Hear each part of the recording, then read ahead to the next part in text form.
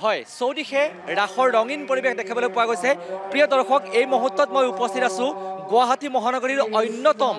এখন ঐতিহ্যমণ্ডিত ৰাসস্থলী পলাশবাৰী ৰাস মহোৎসৱত প্ৰথমতেই আমি কিছু দৃশ্যাংশ আপোনালোকক দেখুৱাই লৈছোঁ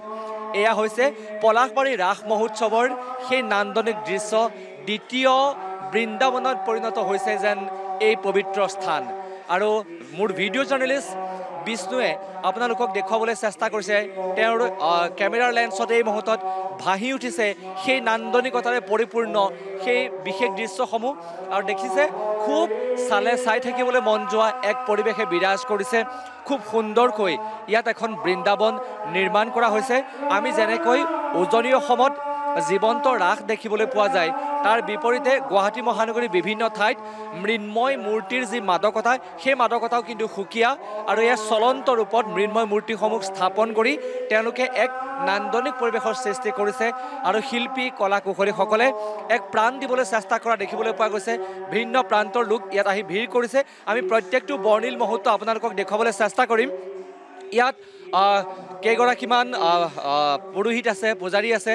মই অকণমান কথা পাতি লওঁ আপোনাক অসম লাইভ 24ৰ এই বিশেষ অনুষ্ঠানলৈ স্বাগতম জনাইছোঁ কিন্তু প্ৰথমতে আপোনাৰ পৰা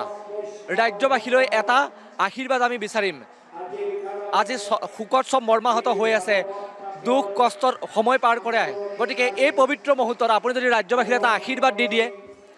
জয় ৰাধা কৃষ্ণক স্মৰণ কৰি হৰিবল হৰিবল হৰিব আৰু অসমবাদী হৰিবল হৰিবল হৰিব ওম নমো শৰণাভ্য বিপ্ৰশ্নাভ্য গো ব্ৰাহ্মণং জকাৰিতায়ং কৃষ্ণায় বাসুদেৱায় হৰে কৃষ্ণ ৰাধা কৃষ্ণ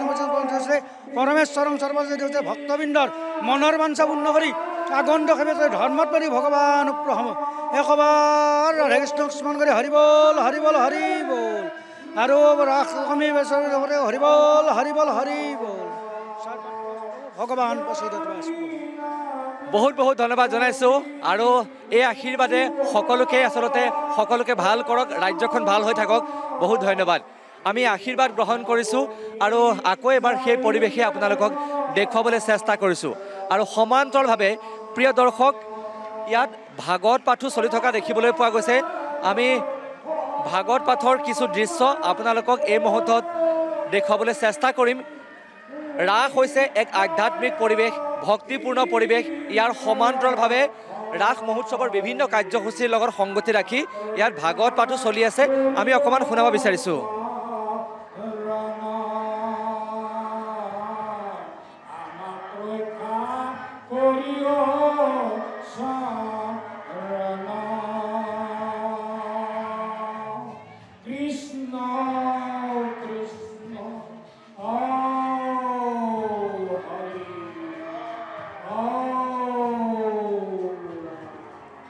এয়া আছিলে ভাগৱত পাঠ আৰু প্ৰিয় দৰ্শক মই কৈছোঁৱে যে ইয়াত মৃন্ময় মূৰ্তিয়ে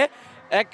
বিশেষ মাদকতাৰ সৃষ্টি কৰিছে আৰু সেই মাদকতা ল'বলৈ ৰাজ্যৰ বিভিন্ন প্ৰান্তৰ পৰা গুৱাহাটী মহানগৰী ব্যস্ত গুৱাহাটী মহানগৰী বিভিন্ন প্ৰান্তৰ পৰা অলেখ লোক আহিছে আৰু এইবাৰ ভিডিঅ' জাৰ্নেলিষ্ট বিষ্ণুৱে আপোনালোকক দেখুৱাইছে বিশ্বৰূপৰ দৰ্শন এয়া আৰু সেই মৃন্ময় মূৰ্তিত এইদৰে প্ৰাণ পাই উঠিছে সেই সৃষ্টিশীলতা আমি আপোনালোকক সেই দৃশ্য দেখুৱাইছোঁ আৰু আপোনালোকে জানে ৰাস বুলি ক'লে লৱণোচুৰৰ সেই কাহিনী সেই মুহূৰ্তখিনি আপোনাৰ মনলৈ আহে গতিকে লৱণোচুৰৰ সেই মুহূৰ্তখিনি ইয়াত ধৰি ৰাখিবলৈ চেষ্টা কৰা হৈছে মৃন্ময় মূৰ্তিৰ জৰিয়তে লৱণোচুৰ কৰি কৃষ্ণ কিদৰে ধৰা পৰিছিল সেই মুহূৰ্তখিনি ইয়াত জিলিকি উঠিছে আৰু সমনীয়াৰ সৈতে লৱণোচুৰ কৰিছিল যাৰ বাবে কৃষ্ণৰ মাতৃয়ে শাস্তি দিবলৈ খেদি ফুৰিছিল আপুনি জীৱন্ত ৰাসত সেই দৃশ্যসমূহ আপুনি প্ৰত্যক্ষ কৰিছে বা সেই কাহিনী আপুনি জানে গতিকে সেই দৃশ্য ইয়াত ধৰি ৰাখিবলৈ চেষ্টা কৰা হৈছে মই কিছু সন্মুখ ভাগলৈ এই মুহূৰ্তত আপোনালোকক লৈ যাবলৈ চেষ্টা কৰিম প্ৰিয় দৰ্শক এটাৰ পাছত আনটো কাহিনী ইয়াত জীৱন্ত হৈ উঠিছে এয়া হৈছে পুত্ৰ স্নেহৰ এখন নিৰ্মল ছবি আমি এই মৃন্ময় মূৰ্তিৰ জৰিয়তে দেখিবলৈ পাইছোঁ আৰু সমান্তৰালভাৱে কৃষ্ণক ইয়াত উপস্থাপন কৰা হৈছে ইয়াৰ কাষতেই তেওঁলোকে লিখিছে মৰমৰ কৃষ্ণ এইদৰে শিৰোনাম দিছে মৰমৰ কৃষ্ণ এই মৃন্ময় মূৰ্তি ভাগৰ তেওঁলোকে শিৰোনাম প্ৰদান কৰিছে কৃষ্ণৰ দুষ্টামি, কৃষ্ণৰ যি চাতুৰ্যতা, কৃষ্ণৰ যি বিচক্ষণতা, সেই সকলোবোৰ প্ৰস্ফুটিত কৰি তেওঁলোকে ইয়াত মৃন্ময় মূৰ্তি নিৰ্মাণ কৰিছে। আৰু আজি তাৰিখত দেখিবলৈ পোৱা যায় যে জীৱন্ত ৰাসৰ সমান্তৰালভাৱে মৃন্ময় মূৰ্তিৰো জনপ্ৰিয়তা, মাদকতা সমানেই বিৰাজ কৰিছে। আৰু ইয়াৰ জৰিয়তে উঠি অহা প্ৰজন্মক, যিসকলে ৰাসৰ ঐতিহ্য, ৰাসৰ পৰম্পৰা, ৰাসৰ কাহিনী নাজানে, এই মৃন্ময় মূৰ্তি দেখাৰ লগে লগে তেওঁলোকৰ মনত প্ৰশ্ন জাগিব, প্ৰকৃততে এয়া কি? আৰু সেই প্ৰশ্নৰ উত্তৰ বিচাৰিলেই তেওঁলোকে সেই কাহিনীৰ গৰ্ভলৈ যাব পাৰিব। এয়া হৈছে তৃণাবৃত্ত সুৰবধ। আমি তৃণাবৃত্ত সুৰবধৰ দৃশ্যাংশ আমি আপোনালোকক এই মুহূৰ্তত দেখুৱাই আছোঁ। আৰু এইবাৰ আমি দেখুৱাম চক্ৰাসুৰ বধৰ সেই ঐতিহ্যমণ্ডিত ঐতিহাসিক সেই কাহিনী, চক্ৰাসুৰ বধৰ দৃশ্য ইয়াত এইদৰে অলংকৃত কৰা হৈছে, ইয়াত এইদৰে উপস্থাপন কৰা হৈছে। গতিকে চক্ৰাসুৰ বধনো কি আছিল সেই কথা জানিবৰ বাবে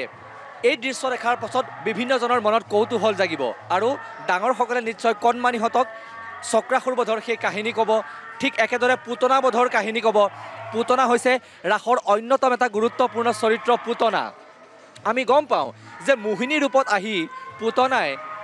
শিশুক উমলোৱাৰ চলৰে, শিশুক মৰম কৰাৰ চলৰে বা শিশু কৃষ্ণক মৰম কৰাৰ চলৰে দুগ্ধপান কৰোৱাৰ চেষ্টা কৰোৱা হৈছিল আৰু কৃষ্ণৰ বিনাশ চিন্তা কৰিছিল। গতিকে পৰৱৰ্তী সময়ত কিন্তু পুতনাই দেখিবলৈ পোৱা গৈছিল যে কৃষ্ণৰ যি অত্যাচাৰ কৰিবলৈ চেষ্টা কৰিছিল তাৰ প্ৰতিশোধ কল্পে পুতনাক আক্ৰমণ কৰিছিল শিশু কৃষ্ণই, যিটো পুতনাই কল্পনাৰো কৰিব পৰা নাছিল। সেই কাহিনী ইয়াত ধৰি ৰখাৰ চেষ্টা কৰা হৈছে। আৰু কেইগৰাকীমান আইতা আছে, মই আপোনাৰ কাষত আহিম। ক'ৰ পৰা আহিছে? আমি গৰল ভটাপাৰা।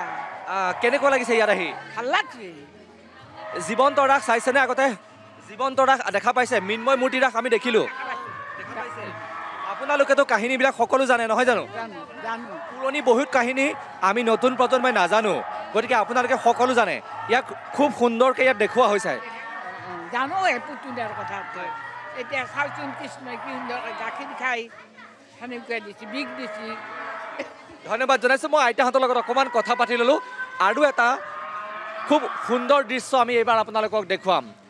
শ্ৰীকৃষ্ণৰ যেতিয়া জন্ম লাভ কৰিছিল তাৰ লগত তেতিয়া দেখিবলৈ পোৱা গৈছিল উৎসৱমুখৰ পৰিৱেশৰ সৃষ্টি হৈছিল। সেই উৎসৱমুখৰ পৰিৱেশ এই মৃন্ময় মূৰ্তিৰ জৰিয়তে ধৰি ৰাখিবলৈ চেষ্টা কৰা হৈছে। এয়া হৈছে জন্ম উৎসৱৰ সেই কাহিনী ইয়াত চিত্ৰায়িত কৰা হৈছে। এইবাৰ যোগমায়া কাহিনী ইয়াত আমি দৈৱকী বসুদেৱক দেখা পাইছোঁ আৰু সমান্তৰালভাৱে ইয়াত বিশেষকৈ উপস্থাপন কৰা হৈছে যোগমায়াক। আৰু আপুনি ৰাসৰ সেই কাহিনী জানে, যেতিয়া আকাশবাণী আহিছিল, যেতিয়া কংসই সেই আকাশবাণী শুনিছিল যে দৈৱকীৰ অষ্টম সন্তান কংসৰ বাবে ধ্বংসৰ কাৰণ হ'ব পাৰে, সেই কাহিনী শুনাৰ পাছত, সেই আকাশবাণী শুনাৰ পাছত ভয়ত কম্পিত হৈছিল কংস। তাৰ পাছত কিন্তু শিশু সাল সলনি কৰিবলগীয়া হৈছিল, অৰ্থাৎ দৈৱকী বসুদেৱৰ সন্তানৰ সলনি আন সন্তান ল'ব লগা হৈছিল আৰু ছোৱালী সন্তান বুলি চিনাকি দি সেয়া সাল সলনি কৰা হৈছিল। সেই দৃশ্য ইয়াত প্ৰতীয়মান হৈ উঠিছে, খুব সুন্দৰ ৰূপত প্ৰস্ফুটিত হৈ উঠিছে। এয়া চাওক, যশোদাৰ গৰ্ভত যোগমায়াৰ দৃশ্য আপুনি এই মুহূৰ্তত অসম লাইভ 24ৰ পৰ্দাত প্ৰত্যক্ষ কৰিছে। এয়া হৈছে যশোদাৰ গৰ্ভত যোগমায়াৰ সেই স্বৰ্ণীল মুহূৰ্ত ইয়াত অংকিত কৰা হৈছে, ইয়াত মৃন্ময় মূৰ্তিৰ জৰিয়তে উপস্থাপন কৰা হৈছে। আৰু তাৰ পৰৱৰ্তী সময়ত যি দৃশ্য আমি আপোনালোকক এই মুহূৰ্তত দেখুৱাবলৈ গৈ আছোঁ, সেই দৃশ্য চাইও আপুনি অভিভূত হৈ পৰিব। আপুনি জানে যে বসুদেৱে এইদৰে শ্ৰীকৃষ্ণক লৈ গোকুল গমন কৰিছিল। খুব সুন্দৰকৈ নদীৰ এখন ৰূপ দিবলৈ চেষ্টা কৰা হৈছে। আমাৰ ভিডিঅ' জাৰ্নেলিষ্ট বিষ্ণুৰ কেমেৰাত খুব সুন্দৰকৈ সেই দৃশ্য প্ৰস্ফুটিত হৈ উঠিছে, জিলিকি উঠিছে অসম লাইভ 24ৰ পৰ্দাত। আৰু ওপৰত দেখিছে সেয়া বসুদেৱৰ মূৰত, শিৰত সেয়া কৃষ্ণ, আৰু সিফালে আপুনি সৰ্পনাগ দেখা পাইছে। গতিকে এইদৰে খুব সুন্দৰ ৰূপত চিত্ৰায়িত হৈছে প্ৰত্যেকটো মুহূৰ্ত। মুঠতে শ্ৰীকৃষ্ণৰ জন্মৰ পৰা শ্ৰীকৃষ্ণৰ জীৱন বৃত্তান্ত, শ্ৰীকৃষ্ণৰ চাতুৰ্যতা, শ্ৰীকৃষ্ণৰ ৰাসলীলা, গোপগোপীৰ সৈতে যিদৰে ৰাসক্ৰিয়া কৰিছিল ভগৱান শ্ৰীকৃষ্ণই, সকলোবোৰ ইয়াত খুব সুন্দৰ ৰূপত বৰ্ণিত হৈ পৰিছে। কাৰাগাৰত কৃষ্ণক লৈ যিদৰে বন্দিত্বৰ সময় পাৰ কৰিছিল সেই বন্দিত্বৰ সময়ো আমি এই মুহূৰ্তত আপোনালোকক অকণমান দেখুৱাবলৈ চেষ্টা কৰিম আৰু সমান্তৰালভাৱে আমি কথা পাতি যাবলৈ চেষ্টা কৰিম বিভিন্ন প্ৰান্তৰ পৰা অসংখ্য লোক আহিছে আমি সামগ্ৰিক পৰিৱেশটো এবাৰ আপোনালোকক দেখুৱাবলৈ চেষ্টা কৰিছোঁ আৰু আটক ধুনীয়াকৈ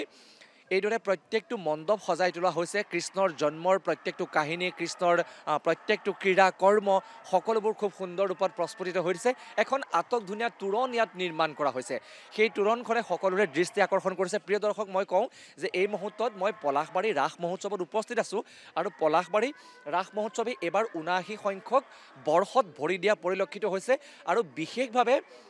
এই ৰাসস্থলী বিশেষভাৱে চৰ্চিত হৈছে এইবাবেই যে ইয়াত মৃন্ময় মূৰ্তিৰ সমান্তৰালভাৱে বহুকেইটা বিশেষত্বৰে ভৰপূৰ হৈ পৰিছে ইয়াত জুবিন গাৰ্গকো উপস্থাপন কৰিবলৈ চেষ্টা কৰা হৈছে এক অস্থায়ী মঞ্চ নিৰ্মাণ কৰি জুবিন গাৰ্গে সংগীত পৰিৱেশন কৰি থকা দৃশ্যও চিত্ৰায়িত কৰিছে সমান্তৰালভাৱে বিভিন্ন সময়ত আমন্ত্ৰিত শিল্পীসকলক মাতি আনি ইয়াতে সাংস্কৃতিক অনুষ্ঠানো পৰিৱেশন কৰায় গতিকে বিভিন্ন বৰ্ণিল কাৰ্যসূচী ৰূপায়িত হোৱা দেখিবলৈ পোৱা গৈছে আমি মৃন্ময় মূৰ্তিসমূহ সমান্তৰালভাৱে আপোনালোকক দেখুৱাই আছোঁ আৰু এইবাৰ আমি আন এক আধ্যাত্মিক পৰিৱেশেৰে পৰিপূৰ্ণ এক দৃশ্য আমি আপোনালোকক দেখুৱাম ইয়াত কি বুজাব বিচৰা হৈছে কি নিৰ্মাণ কৰা হৈছে অকণমান যদি আপুনিয়ে কৈ দিয়ে হয় এইটো জয় জগন্নাথ ভগৱান শ্ৰীকৃষ্ণ বলভদ্ৰ আৰু সুভদ্ৰা মূৰ্তি তিনিটা হয় হয় এয়া আপুনি ইয়াতে মানে কেনেদৰে জড়িত হৈ আছে গোটেই ৰাসস্থলীৰ লগত হয় মই প্ৰথম আমাৰ যি পূৰ্ণিমাৰ পৰা বুজাই সেইদিনাৰ পৰা এতিয়ালৈ জড়িত গোটেই এইকেইদিন সদায় আমাৰ যাত্ৰী আহি আছে ৰাতি ঠিক ২ বজালৈ আমাৰ যাত্ৰী হয় আজিও ঠিক তেনেদৰে আজি আমাৰ ৬ষ্ঠ দিনত ভৰি দিছে আৰু যিহেতু আমাৰ ইয়াত ১৫ দিনলৈ চলিব ঠিক তেনেদৰে যাত্ৰীটো আৰু বহুত আহিব মানে বিভিন্ন প্ৰান্তৰ পৰা ইয়ালৈ আহিছে নহয় জানো অঁ মই অলপ আগত কথা পাতিছিলোঁ আন এগৰাকী পূজাৰীৰ সৈতে এতিয়া আপোনাক লগ পালোঁ গতিকে ৰাস মহোৎসৱ বুলি ক'লে আমাৰ এটা ধৰ্মীয় আধ্যাত্মিক ভাৱ মনলৈ আহে গতিকে সকলোৱে সেই ভক্তিৰসত বুৰ যাবলৈ ইয়ালৈ আহে এটা পবিত্ৰ মন লৈ আৰু সকলোকে আপোনালোকে আশীৰ্বাদ দিছে ৰাজ্যবাসীৰ বাবে আপোনাৰ জৰিয়তে যদি আপুনি এটা আশীৰ্বাদ দি দিয়ে সকলোকে যে সকলোৰে ভাল হওক যদি আপোনাৰ পৰা এটা আশীৰ্বাদ ৰাইজে পাই ভাল পাব কাৰণ যিহেতু চাওক এইবাৰ যিহেতু তেনে অলপ সেমেকা কাৰণ যিহেতু আমাৰ হিয়াৰ প্ৰান্তৱ জুবিন গাৰ্গৰ যিহেতু হেৰি তাৰ কাৰণে এইবাৰ যাত্ৰীটো বহুত কম আৰু তেনেকুৱা আগতকৈ আমাৰ এতিয়া মূৰ্তিবিলাকৰো যদি হৈছে আমাৰ ধৰি লওক সেনেকুৱা মানে পলাশবাৰী সকলো আঞ্চলিকবাসী ৰাইজৰ মনটো অলপ বেয়া সেইটো কাৰণেই সেইটো সকলো ৰাইজৰ মংগল হওক প্ৰভু ভগৱান শ্ৰীকৃষ্ণ সকলোৰে শুভ কৰক সেইটোৱে একেবাৰে ঠিকে হয় সকলোৰে কামনা কৰিছে ৰাজ্যবাসীৰ কুশল হওক ৰাজ্যবাসীৰ ভাল হওক সকলোৱে তাকে কুশল কামনা কৰিছে আৰু আমি আন এটি মূৰ্তি আপোনালোকক এই মুহূৰ্তত দেখুৱাবলৈ চেষ্টা কৰিছোঁ মুঠৰ ওপৰত ইয়াত প্ৰত্যেকটো মৃন্ময় মূৰ্তি জীৱন্ত হৈ উঠিছে এই যে কথা ক'ব এই যেন কথা ক'ব এনে কিছু পৰিৱেশে বিৰাজ কৰা দেখিবলৈ পোৱা গৈছে গতিকে আমি সেই দৃশ্যাংশ আপোনালোকক দেখুৱাই আছোঁ এই মুহূৰ্তত আৰু সমান্তৰালভাৱে আমি কওঁ যে ইয়াত বিভিন্ন কাৰ্যসূচী ৰূপায়ণ কৰিবলৈ চেষ্টা কৰা হৈছে অসংখ্য লোক ইয়ালৈ আহিছে আৰু তাৰ পাছত আমি এটাৰ পাছত আনটো দৃশ্য আপোনালোকক দেখুৱাবলৈ চেষ্টা কৰিম আমন্ত্ৰিত শিল্পীসকল আছে তেওঁলোকেও ইয়াত অনুষ্ঠান পৰিৱেশন কৰিব বিভিন্ন প্ৰান্তৰ বিভিন্নজন লোক আহি ইয়াত ভিৰ কৰা দেখিবলৈ পোৱা গৈছে আমি অকণমান দাদা আপোনাৰ সৈতে কথা পাতিবলৈ চেষ্টা কৰিম ক'ৰ পৰা আহিছে আপুনি মই ইয়াৰে গুৱাহাটীৰ ডাউন টাউনৰ হয় ৰাস বুলি ক'লে এইবাৰ অকণমান ব্যতিক্ৰম হৈছে জুবিন দাক হেৰুৱাই সকলোকে আমি এটা প্ৰশ্নই সুধি আছোঁ যে জুবিন দাবিহীনভাৱে আমি এইবাৰ ৰাস উদযাপন কৰিছোঁ সকলোৰে বুকুত এটা বিষাদ হয় বৰ দুখ লাগিছিল জুবিনদাৰ মৃত্যু শুনা পাই পেলাই তাকে আৰু এনেকৈ চলিবতো লাগিবই চলি আছোঁ বাৰু আৰু ৰাস বুলি চবকে শুভেচ্ছা দিলোঁ চবে ভালকৈ আহক পলাশবাৰীটো চাওক ৰাস বৰ ধুনীয়া হৈছে তাকে